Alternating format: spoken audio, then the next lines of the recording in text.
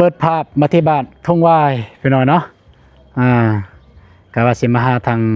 น้องน้ำฝนผู้ที่เบาเตียงเพิ่นเคยถ่าย 2-3 คลิปนั่นแหละที่เบาเจ็บกับเบาฝนพามาในตอนนั้นพี่น้องเนาะพอดีเบาตูนก็ได้รับข่าวดีได้รับข่าวดีของน้องน้ำฝนเพิ่นก็เรื่องราวเป็นจังใดพี่น้องเอ้ยก็เดี๋ยวสิเล่าให้ฟังพี่น้องเนาะก็คือเรื่องคือเบาตูนได้เอาคลิปของเบาเตียงเพิ่นลงคลิปของน้องน้ำฝนเพิ่นเบาตูนก็ได้เอาเป็นคลิปสั้นคลิปลง TikTok เบาตูนก็ลงใน TikTok ลง TikTok พอดี FC ทาง TikTok เพิ่นเห็นเพิ่นก็เลยว่าอยากซอยเหลือก็ผู้ละเล็กผู้ละน้อยเพิ่นว่าให้น้องเพิ่นซื้อขนมข้าวต้มกินเพิ่นว่าพี่น้องเอ้ยก่อนจะไปหาน้องเพิ่นก็กราบทักทายสบายดีแล้วก็สวัสดีพ่อแม่พี่น้องเด้อหมดสุขทุกคนก็ยินดีต้อนรับอาตูนแสดงคือเก่าบ่ว่าในไทยในลาวแล้วก็ต่างประเทศแล้วก็บรรดาบุญ FC ทุกท่านเด้อไปพี่น้องเอ้ยตอนนี้น้องน้ำฝนเพิ่นก็อยู่เฮือนมากับเบานุ่งสบายดีเด้อเบานุ่งเด้อมา2คนพี่น้องเอ้ยเนาะน้องเพิ่นอยู่เฮือนบ่อยู่ที่ไปเซติเนาะเพิ่นไปเกี่ยวกับเฟก็บ่เห็นนะบัดคันเพิ่นบ่อยู่นี่พอดีคลิปนี้บ่ลงบ่ลงถ้าเพิ่นอยู่ก็สิได้ถ่ายเลยถ้าแม่เพิ่นอยู่ก็ดีคือกันสิได้ถามเลยเพราะว่า FC หลายๆคนจักคอมเมนต์จักเซตมาว่าบ่ตูนเป็นไปได้บ่แบบว่าอยากเอามาเลี้ยงเอาเพิ่นว่าแม่นบ่ตูนก็บ่กล้าเว้าตัวนี้บ่กล้าเว้าเด้อว่าสิล่มสิให้ล่มสิล่มให้ทางพ่อแม่เอาลูกให้ทาง FC เลี้ยงบ่กล้าถ้า FC เพิ่นแม่นถ้าว่าอยากได้ก็ไปหาพ่อแม่เขาเองนะแม่นเนาะเฮาสิเป็นสะพานบุญแนวนั้นบ่ได้แล้วนั้นเขาขายเด้แม่นผิดกฎหมายมันลักษณะการค้าขายแบบนั้นมันบ่เป็นบ่ได้แม่นอยู่เฮาเนาะยินยอมแต่ว่ามันอยู่โซเชียลบ่ได้แม่นบ่ได้นั่นคันว่าเจ้าอยากมาเพิ่นอยากไปเลี้ยงเพื่อมีแต่ไปให้เพิ่นเนาะโดยไปว่าไปถามเพิ่นดีละเอียดแบบนี้มันไปเลี้ยงดีงามก็บ่เป็นหยังนะปัญหามามันเป็นน้ำเฮาอีกบัดนี้เลยว่าคันเพิ่นอยากเลี้ยงให้เพิ่นมาเบิ่งแล้วเอานํกันกับแม่เพิ่นเฮานี่ยอมเด้แต่ว่าก็สิลองถามอยู่ในคลิปจังน่ะสิลองถามแต่ว่าความจริงก็เฮาบ่สามารถล้มให้ดอกตัวนี้พี่น้องบ่สามารถล้มให้ถ้าผู้ใดอยากเลี้ยงอยากไปเกินอะไรอยากทุนสงสารก็สามารถมาล้มได้มาล้มนำพ่อแม่เพิ่นได้ไปให้เพิ่นเลี้ยงแล้วก็หักแพงคือลูกเต่าเนาะโดยบ่ทีบ่ปากก็พอบ่บุญนำนั่นน่ะโดยเฮาบ่ฮู้เนาะอนาคตโดยเด็กน้อยยังเพราะว่าทางบ้านเบานุ่งเคยมีได้นั่นน่ะพอได้ลูกพาแพทย์เจ้าว่าลูกพาแพทย์แล้วก็ผู้หญิงกันอยู่นำแม่พ่อนะพ่อแบบผู้ชายให้คนอื่นเลี้ยงนะก็เลยว่ามันบ่ดีบัดลูกเต่าเพิ่นก็คือเก่าแหละมีแต่ให้บ่ตุนโอเคคันซั่นน้องสิไปหาทางน้องฝนก่อนไปตัดคลิปก่อนเด้อไปน้องกันเนาะทางผู้ใหญ่ทาง FC ผู้ที่ฝากเงินมาก็เพิ่นว่าบ่ตูนก่อนสิเอาเงินให้ก็รีวิวให้เบิ่งเฮือนซานบ้านซองเพิ่นแน่เพิ่นว่านี่เฮือนเพิ่นพี่น้องเอ้ยเฮือนก็ประมาณนี้น้อยๆประมาณอยู่มอง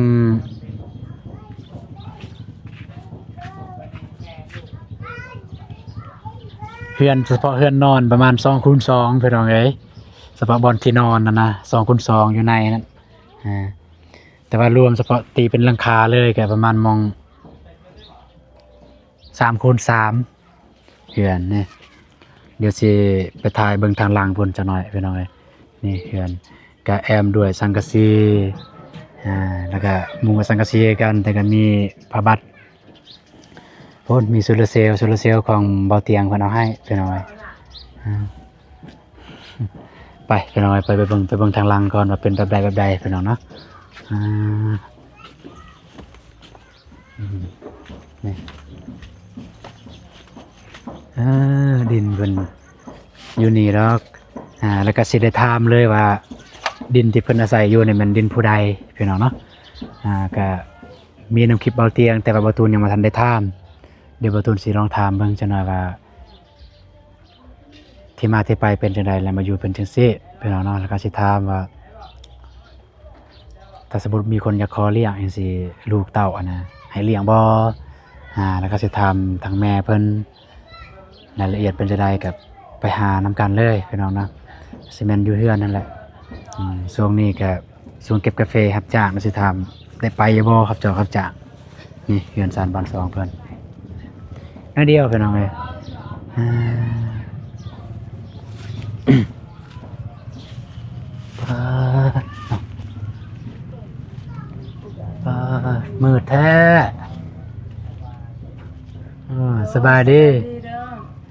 เหนื่อย เราสบายดีแล้วนะบ้าง เลยบ่มีไฟป่ะ บ่มีบ่เห็นลูกชายปะอยู่ใส่อันดิโมดโซลาร์เซลล์เปิด อ่า ลูกชายเฮา ลูกสายป่ะ โดย มันบ่แจ้งไปน้องเอ้ย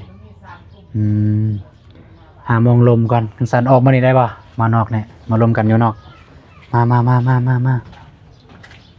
พี่น้อง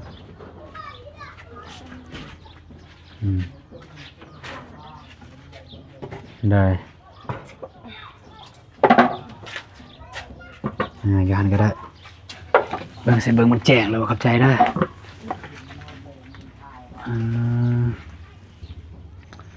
มันอยากมืดนะเนาะจะสุดพายันนะกูได้นี่ค่ะ อันนี้มีป่ะ นี่ ลองสุบเบิ่ง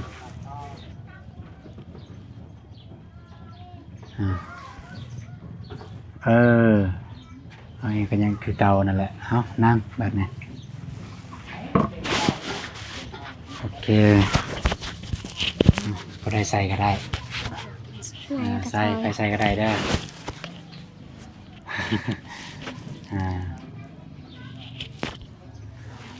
ตักตาจะไปดีกองเด้อ โดยสบายดีเด้อ บ้างสบายดีเด้อ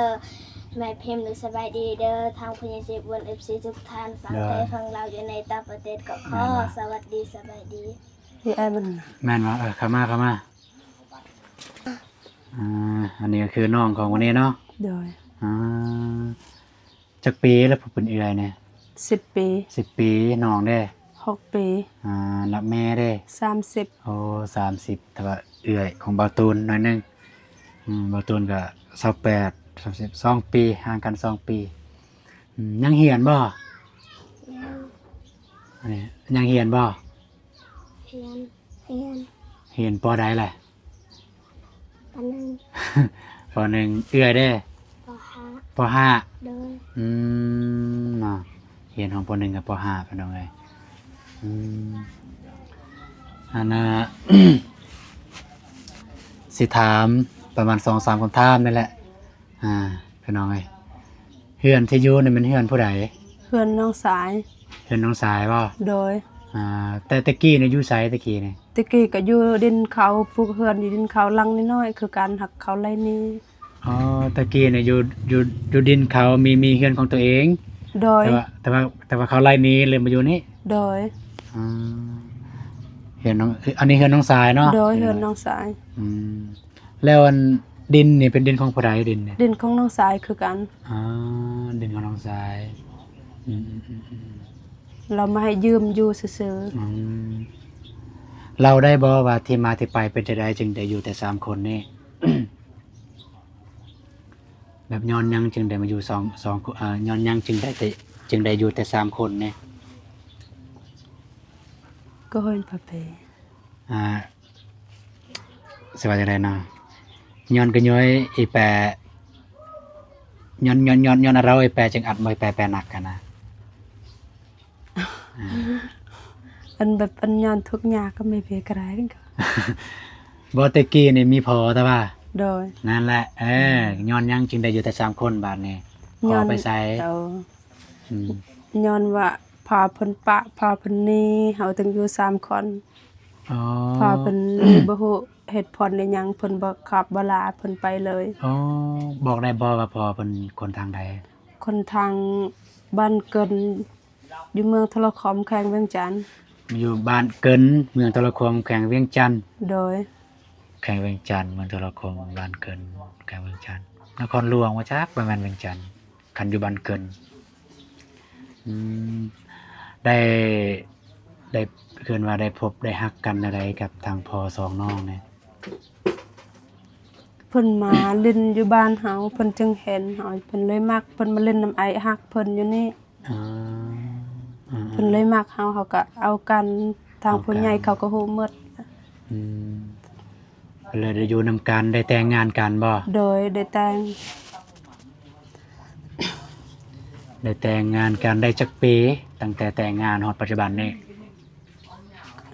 ตอนอยู่นำกันได้9 ปี อยู่นำกัน9 ปี โดย แล้วก็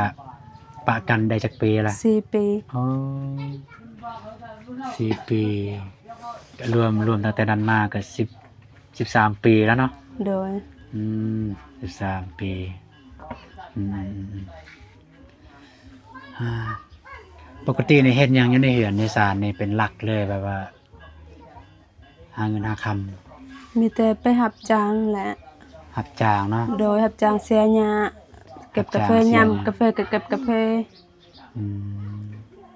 มื้อ ดิน นี้ สิ บ่ได้ ปลูก ไป สร้าง บ่ อิหยังก็บ่มี อืม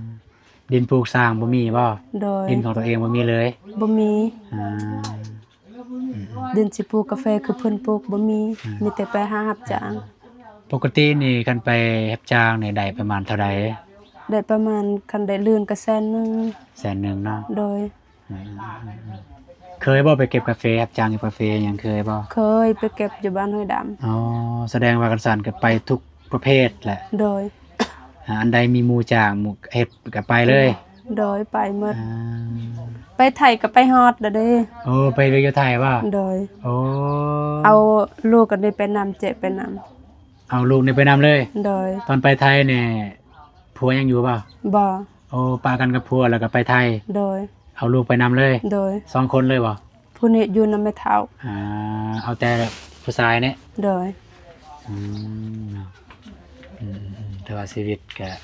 สู้ซนไม่ลิอืมผู้นี้เนาะชื่อน้องน้ำฝน โดย ผู้ชายนี่ชื่อจังได มนตา น้ำฝนมนตาอืมอืม แต่ว่าอาชีพหลักๆก็แม่นรับจ้างเนาะอยู่บ้าน โดย อยู่บ้านเนี่ยแต่รับจ้างถ้ามื้อใดหมู่บ่ได้จ้างคือบ่ได้ไป บ่ได้ไป ถ้ามื้อใดหมู่จ้างก็ได้ไป โดยได้ไป คือจังมื้อนี้นี่เพิ่นบ่ได้จ้างบ่มื้อนี้ มื้อนี้เพิ่นบ่ได้จ้างเฮาพักมื้อนี้ อ๋อเมื่อวานนี่ได้ไปบ่ เมื่อวานไป อ๋อได้เท่าใด ได้แสนหนึง ทางน้องน้ำฝนเคยไปน้ำแม่บ่เคยอ่าเคยไปมื้อนั้นได้ไปเก็บกาแฟน้ำเบาฝนบ่ไปบ่เห็นอยู่ไปเก็บกาแฟน้ำเบาฝน เมื่อวานก็ไปเพิ่นได้40,000 40,000บ่ โดย ก็พอได้ใส่ซอยในเฮือนในซ่านนี่แหละคือไฟโพงอีหยังไฟในเฮือนนี่เอานำผู้ใด เอาน้ำแม่เฒ่าพ่อเฒ่า คือน้ำกินน้ำดื่มเลยน้ำใส่ ของเพิ่นคือกัน ของพ่อเฒ่าแม่เฒ่า โดย เนาะสมมุติว่าอันนี้ถามเด้อสมมุติว่ามีแบบว่าผู้ใหญ่หรือ FC สมมุติเพิ่นเห็นคลิปนี้แล้วเพิ่นอีตนแล้วเพิ่นสมมุติว่าเพิ่นอยากซอยเฮ็ดเฮือนสมมุติเด้อนี่สมมุติเด้อ โดย มีดินของตัวเองบ่ มีดินของน้องสายอีกผู้หนึงว่าสิให้ อ๋อถ้ามีคนซอยตัวอย่างว่ามีคนซอยเฮ็ดเฮือนน้อยๆมีดินของน้องทรายเอาให้ โดยอีกผู้หนึง เฮือนนี่ก็บ่ได้หัวบ่ยามฝนตกบ่ได้เปียกบ่ หัวเบิดเปียกเบิดทั้งบางเทื่อก็ไปนอนเฮือนเพิ่นยามฝนบ่ได้นอนอยู่นี่ สิถามทางแม่นรู้สึกจังใดที่พอปะทั้งสองน้องเนี่ยอยู่นำเฮา ก็รู้สึกเสียใจแหละแต่บ่ฮู้สิเฮ็ดแนวใด รู้สึกเสียใจบ่ที่เพิ่นปะ โดยแต่อดทนเพื่อลูก อืม เพื่ออยู่รอดกับลูกเลี้ยงลูก เคยรู้สึกบ่ว่าลูกสองคนเป็นภาระ บ่เคย อ่าแล้วก็สิถามน้องน้ำฝนเห็นบ่ตอนพอหนีจากแม่เห็นบ่ บ่ บ่เห็นบ่ บ่ เนาะคิดฮอดพ่อบ่ เฮ็ดหา อยากเห็นหน้าพ่อบ่ ยา ฮู้บ่ซื้อพรอะไร ฮู้ ได้บอกว่าซื้อพรให้น้องน้ำฝนซื้อพรเพิ่นซื้อจังได๋ซื้อพรเพิ่น ชื่ออุ้ม ซื้ออุ้ม โดย ถ้าสมมุติว่ามื้อใดมื้อหนึงทางผัวเจ้าหรือว่าทางพ่อของน้องฝนเพิ่นกลับมาแล้วเพิ่นว่าเพิ่นอยากได้น้องฝนหรือว่าน้องนี่เอาไปอยู่นํจะสิว่าแนวใด เอาบ่ให้ บ่ให้เนาะ บ่ เหตุผลย้อนหยังจึงบ่ให้ ย้อนว่าเอาก็เลี้ยงแต่น้อยแหละทุกข์ก็เอาเลี้ยงแต่น้อย มันใหญ่มาเราบ่ให้ ให้เพิ่นอยู่นำเฮาทุกข์ก็อยู่นำเฮาบ่มีหยังกินก็อยู่นำเฮาตอนเฮาทุกข์เฮายากยังน้อยเพิ่นบ่สอนบ่เอาแหละบัดใหญ่เฮาบ่ก็บ่ให้คันเพิ่นสิมาเอา แล้วก็สิถามน้องน้ำฝนสมมุติว่าพ่อมาแล้วเพิ่นอยากให้น้องไปอยู่นํน้องน้ำฝนสิว่าจังไดไปอยู่นํพ่อนะ บ่จริงใจ หืม บ่เป็นเสียงแหละ บ่เป็นสิว่าว่า โดย อ่าสิไปทางนั้นแกตนแม่ โดย แต่ว่าแกคิดฮอดพ่อ โดย อ่าคันสมมุติพ่อมาเอาเนี่ยบ่ไปเนาะ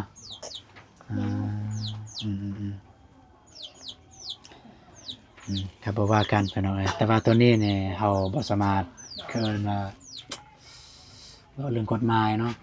เฮาบ่สามารถบังคับลูกได้ตัวนี้เด้อ โดย เฮาบ่สามารถบังคับลูกได้ตัวอย่างว่าผู้เป็นพ่อสมมุติว่าเฮายังบ่ทันได้เขายังบ่ทันได้ตัดสินนะเวียกงาน โดย ว่าไปสิเบิ่งผู้ใดก็จังซี่ลูก2คนถ้าตามกฎหมายก็คนหนึงเลี้ยงผู้หนึงอีกคนหนึงเลี้ยงผู้หนึง โดย บัดใหญ่เพิ่นแหละก็แล้วแต่ลูกอยู่นำไผก็อยู่แต่ว่าตอนน้อยๆเนี่ยก็อย่างว่าทางแม่เลี้ยงแม่ก็ได้แต่เลี้ยงนั่นแหละตอนน้อยๆเลี้ยง โดย ฮอดอายุ18ปีแล้วแต่ลูก โดยอันนั้นเฮาบ่ได้บังคับบัดใหญ่มา ลูกสิอยู่ไสก็อยู่นำพ่อก็อยู่นำแม่ก็อยู่แต่ว่าที่สำคัญเด้อน้องน้ำฝนเด้อสมมุติน้องใหญ่มา18ปีถึงมันว่าน้องไปอยู่นำพ่อแต่น้องก็ห้ามลืมผู้หญิงคนนี้ได้ โดย ผู้ที่เบิ่งน้องตั้งแต่น้อยๆน้องเกิดมาในเพิ่นผู้ที่เจ็บที่สุดได้ โดย อย่าลืมได้โอเคที่มามื้อนี้ก็บ่มีหยังหลายก็พอดีเบาตูน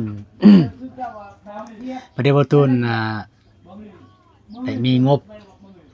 จำนวนหนึงเพราะว่าเบาตูนเอาคลิปของนำเบาเตียงไปลง TikTok โดย เห็นบ่ใน โด TikTok ยเห็น เห็นบ่ เห็น เบาตูนไปเอาคลิปตัวนั้นไปลง TikTok พอดีก็ แต่ มี นั่ คน นแหละเบิ่งบ่ได้จนให้คือ ให้คือกันว่า ให้ พอดี FC ก็หลายคนเม่นว่าอยากให้ยังอีกคำถามหนึงอยู่ในคอมเมนต์นั่น FC เพิ่นเซตมาว่าเบาตูนน้อง2คนนี่อยู่นำผู้ใดมีคนเลี้ยงละบ่อยากให้น้อง2คนมาอยู่นำสิส่งเรียนสิส่งเลี้ยงดูเรียนหนังสือสิให้มาอยู่นำเบาตูนลองลมให้แหน่ดูความว่าเฮาก็บ่สามารถเว้าเองได้ตัวนี้ถ้าเฮาก็ว่าถ้าเพิ่นอยากได้เพิ่นต้องลมนำแม่เพิ่นเองเฮาสิเป็นสะพานบ่นี่บ่ได้พี่น้องเอ้ยมันบ่ได้เฮาสิเป็นสะพานมันแต่มันแล้วแต่ว่าแล้วแต่คนนั้นแล้วก็ทางแม่นี่แล้วก็ญาติพี่น้องว่าพร้อมสิให้บ่อันว่าสิให้นี่ก็บ่แม่นว่าให้เลยนะ โดย แบบไปอยู่นำไปจังซี่ก็บ่ฮู้ว่าไปอยู่นำแล้วไปอยู่เลยหรือว่าจังได๋นี่บ่ฮู้บ่ตูนก็บ่ได้ลมบ่ได้ถามรายละเอียดหลายปานใดแบบบ่อยากเฮาบ่อยากฮู้สิตอบปะนะเฮาสิว่าได้มันเป็นไปบ่ได้บ่แม่นว่าของเฮาและอันนี้ถามสมมุติเด้อสมมุติว่า FC มีคนอยากเลี้ยงน้อง2คนนี่แม่สิให้บ่ บ่เฮาก็บ่มีไผอยู่คือกัน บ่ให้ บ่แม่นว่า เนาะ บ่อยากให้อันอื่นก็คิดทอดติดตอนลูกบ่แม่นว่าอันอื่นบ่มีไผอยู่นำ อ่าก็ประมาณนั้นพี่น้องเอ้ยก็คือคำตอบทางแม่เพิ่นว่าบ่ให้พี่น้องเอ้ยเพิ่นก็คิดฮอดลูกคิดฮอดเต้าคือกันโอเคก็แต่ว่าฮู้คำตอบแหละพี่น้องเอ้ยก็มีแต่ว่าบ่ตูนก็สิมอบเงินให้ทางน้องน้ำฝนแล้วก็แม่น้องเพิ่นพี่น้องเอ้ยสิไปเอาลายยายห้างก็คือทางแม่ทางน้องเพิ่นก็เห็นแล้วนำคลิปของบ่ตูนที่ลงไว้ใน TikTok คั่นประมาณ4คนนี่แหละเพิ่นโอนมาก็ผู้ละเล็กผู้ละน้อยบ่ได้หลายก็ประมาณ1 ล้านกีบนี่แหละ1 ล้านกีบพี่น้องเอ้ย ก็สิให้ทางน้องเพิ่นเลยเดี๋ยวสิเบิ่งว่าสิเบิ่งก่อนว่าของบางคนนะฮะเอ่ยนามนะบางคนบ่ให้เอ่ยนามส่วนหลายก็คนลาวเฮานี่แหละเพิ่นอยู่ปักเซ่เพิ่นอยู่เวียงแน่เพิ่นอยู่ท่าแขกแน่บ่แม่นอยู่ปากกระดิ่งอยู่บริคำไซพุ่นละ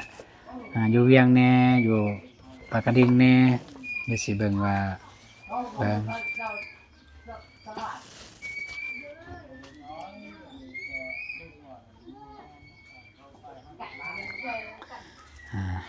เดี๋ยวบะตูนขออนุญาตหยุดคลิปก่อนไปน้องเลยเพราะว่ามันมีเสียง เลยนั่นแหละ โอเคไปน้องเนาะคือมาแต่บะตูนก็สิ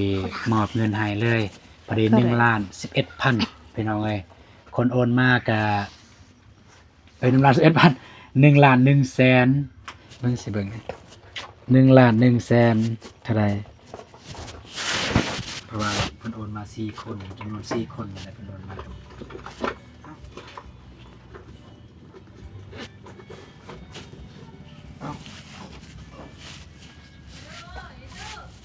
เบิ่งกระเป๋ากระเป๋าเงินสาวกระเป๋าเงินไปน้องเลยโอเคไปน้องเลยก็ขออนุญาตหยุดคลิปก่อนก็สินับเงินเบิ่งก่อนโอเคไปน้องเนาะก็เป็นที่เรียบร้อยเงินก็อยู่ในนี้แล้วก็1,150,000ก็คือคนโอนก็ประมาณ4คนนั่นแหละผู้ที่1ก็500,000คนที่2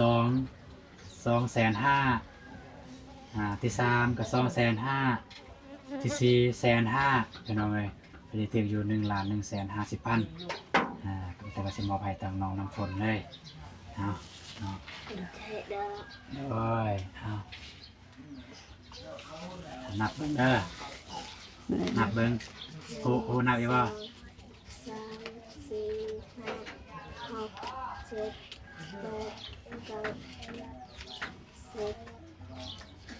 9 10 ครับ 1,100,000กับ50,000 เด้อ อันนี้ก็คือเงินของมีพี่จุ้ยเนี่ยอยู่เมืองปากกระดิ่งแขวงบริคำไซแล้วก็ไอเอกแล้วก็อะไรเนาะจื่อสื่อหรือไอพรไอพรคนอยู่เวียงนั่นแหละแล้วก็อีกคนหนึงคนบ่ได้ให้เอ่ยนาม4 คนก็โดนมาเป็นน้องเลยที่จริงเนี่ยผู้ที่โอนสุดท้ายเมื่อกี้นี่เพิ่นให้ซื้อมีเพิ่นว่าบ่ตูนสิฝากเงินไปให้ซื้อมีให้น้องเพิ่นเด้อแต่บ่ตูนคิดว่าก็สิเอาเงินสดไปให้นั่นแหละบางเทื่อว่าน้องเพิ่นมีแนวจำเป็นอยากใช้ให้เป็นเงินนี่แหละน้องเพิ่นอยากซื้อสมมุติว่าน้องมีแนวจำเป็นอยากซื้อพี่น้องเอ้ยก็คือ FC ทาง TikTok พี่น้องเอ้ยเพิ่นได้ฝากเงินมาวันนี้ได้เงินแล้วนี่น้องสิเฮ็ดหยังอยู่ ต้องไปละแต่แม่ แล้วแต่แม่ โดย สิให้แม่บ่ โดย ให้แม่เมียนบ่ โดย คือฮู้ความแท้กันน้องน้ำฝนให้แม่เมียนแม่คิดว่าแม่สิเฮ็ดหยังเงินจำนวนนี้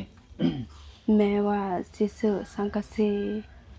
ยามฝนมันหัวหมดแบบนอนบ่ได้แต่ว่าอันที่จริงเขากินก็บ่มีปึ้มบิ๊กซอยลูกก็บ่มีสิซื้อนั่นน่ะ โอเคสั่นกันสั้นก็เอาเงินจำนวนนี้ละซื้อบิ๊กเชียร์ให้ลูกเรียน โดย บ่มีหยังนะซื้อเกิดมันนวลใดที่มันมีในเรือนซื้อสังกะสีนี่มันหัวบ่ได้แน่สังกะสีนี่ บ่ หัว มัน เบิด หัว บ่ เนี่ยบ่นอนก็หัวมืดยามฝนบ่ได้นอน ก็เลยอยากซื้อสังกะสี โดย แต่ว่าเขากินก็บ่มี โดย เกลือเป็นนัวก็หมดบ่มี เอาจังซี่เบิ่งตัวใดจำเป็นเด้อ โดย ตัวใดจำเป็นในเรือนในซ่าน โดย ซื้อตัวนั้นจะเป็นสำเร็จสำหนึ่งบ่ซื้อก็ได้ โดย เพื่อหยังมันมีอยู่ดอกสิ่งที่จำเป็นหลายกว่าหัน โดย สุขภาพเป็นต้นแต่อย่างสุขภาพร่างกายเฮาเจ็บบ่เป็นเด้ โดย ตัวนั้นแหละจำเป็นที่สุด อันเรื่องการกินการอยากจำเป็นว่าจำเป็น แต่ว่าคันอดได้ก็อดไปก่อนเพราะมีเงินเด้ โดย ก็เก็บไว้ก่อนก็ได้ก็เพื่อว่ามันเจ็บมันเป็นมันหยังก็พอได้เอาเงินจำนวนนี้ไปซื้อยุกยาโอเคแต่ว่าก็จังซั่นแหละก็อยากให้น้องน้ำฝนขอบคุณใจผู้ใหญ่เด้อ โดย เป็นบ่ แฟน ก็คือเอื้อยพรเอื้อยจุ้ยแล้วก็ไอเอกแล้วก็มีผู้ใหญ่ท่านหนึงแต่เพิ่นว่าน้ามาแต่น้องจะได้บ่ได้ น้องเอิ้นร่วมก็ได้ก็คือขอบคุณหลายๆเด้อผู้ใหญ่ใจบุญที่เมตตาสงสารลูกเอิ้นตัวเองว่าลูกเด้อ โดย เพราะว่าเพิ่นก็อายุหลายแล้วเนาะ ขอบอกขอบใจเด้อทางพญาเจบุญที่สงสารลูกฝากเงินก็ขอขอบใจขอบคุณเด้อแม่พิมพ์ว่าแม่ เว้าเลยว่าเป็นหยัง ไม่ได้เลยอ่ะ เว้าเลยว่าเป็นหยัง ทางพญาเจบุญก็ขอบใจเด้อขออายุมันทันยืนความเจ็บไว้ได้ความไข้ไว้มีอายุมันทันยืนปรารถนาสิ่งใดขอให้ได้สิ่งนั้นเด้อขอให้ร่ำให้รวยเด้อ สาธุทางน้องเพิ่นก็ลงซองเทือลงไปเอิ้นแม่พิมพ์ก็คือแม่พิมพ์ที่เคยมาซอยเรือแม่นบ่ โดย เพิ่นมาทางเบาเจ็บบ่ โดย ทางเบาเตียงกันมา ทางเบาเตียงก็แม่นเนาะวันนี้ก็ให้จับเงินเลย แม่จับเงินเลยไปกันจับเลยแล้วก็พนมมือแล้วก็อวยพรเด้อ โดย อวยพรผู้ใหญ่ใจบุญเด้อ โดย อืม ขอบคุณขอบใจเด้อขอบคุณเด้อทางผู้ใหญ่ใจบุญที่เมตตาสงสารลูกอันให้เงินให้ครอบครัวของลูกน้ำฝนครอบครัวเฮาก็ขอให้อายุมันควรยืนปรารถนาสิ่งใดขอให้ได้สิ่งนั้น ขอให้ร่ำให้รวยเด้อสาธุกูก็ให้ สาธุเป็นไงเนาะโอเคกำแต่ว่าสิได้กลับก่อน โดย กำแต่ว่าจังซั่นแล้วเบิ่งตัวใดจำเป็นก็ซื้อตัวนั้นเด้อ โดย สังกะสีจำเป็นบ่ก็จำเป็นแต่ก็มันสิเบิดยามฝนแล้วก็เอาเก็บเอาไว้ซื้อสิ่งที่จำเป็นก่อน โดย โอเคนั่นแหละกลับก่อน โดย เลย โดยสบายดีเด้อ ใจ เล เด้อย บ่าว เลยมาใหม่ถ้ามีหยังอีกก็สิได้มาหาอีกเด้อพี่น้องเนาะเรียบร้อยเนาะการเรียบร้อยพี่น้องเอ้ยบ่าวตูนก็มาหาทางน้องน้ำฝนแล้วก็ครอบครัวของน้องเพิ่นพี่น้องเนาะซึ่งบ่าวตูนก็ได้รับงบทาง FC ทาง TikTok พี่น้องเอ้ยทาง TikTok เพราะว่าบ่าวตูนก็ยังบ่เคยมาถ่ายจักเทื่อนี่ก็เป็นครั้งแรกบ่าวตูนมาถ่ายทางน้องน้ำฝนเพิ่นแต่ก็เคยมาอยู่ผ่านนำทีมงานบ่าวเตียงบ่าวนุ่งบ่าวเจ็บบ่าวฝนนี่แหละเคยมาหาแต่ว่าก็บ่เคยอัปเดตจักเทื่อก็เป็นการดีพี่น้องเนาะที่ FC ทาง TikTok เพิ่นได้เห็นบ่าวตูนได้ลงทาง TikTok กันแล้วคลิปสั้นคลิปน้อยหนึงเดี๋ยวบ่าวตูนสิขึ้นให้ช็อตที่บ่าวตูนเอาลงใน TikTok แล้วก็ช็อตที่น้องเพิ่นให้เพิ่นว่าเพิ่นคิดฮอดพอพี่น้องเอ้ยโอเคสำหรับคลิปนี้บ่าวตูนก็สิขอจบคลิปไว้เท่านี้ก่อนอื่นหมดต้องขอบอกขอบใจหลายๆเด้อทาง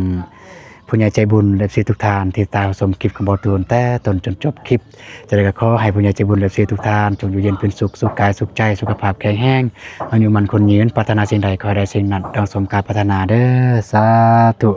แล้วก็ที่สำคัญที่สุดก็ขอบอกขอบใจ FC ทาง TikTok เด้อที่ไว้เนื้อเชื่อใจบ่าวตูนให้บ่าวตูนเป็นสะพานบุญในครั้งนี้จะได้ก็ขอให้ทุกคนจงอยู่เย็นเป็นสุขสุขกายสุขใจสุขภาพแข็งแรงอายุมันคนยืนปรารถนาสิ่งใดขอให้ได้สิ่งนั้นดังสมการปรารถนาเด้อสาธุโอเคพบกันใหม่สำหรับคลิปนี้บ่าวตูนขอกล่าวคำว่าสบายดีเด้อ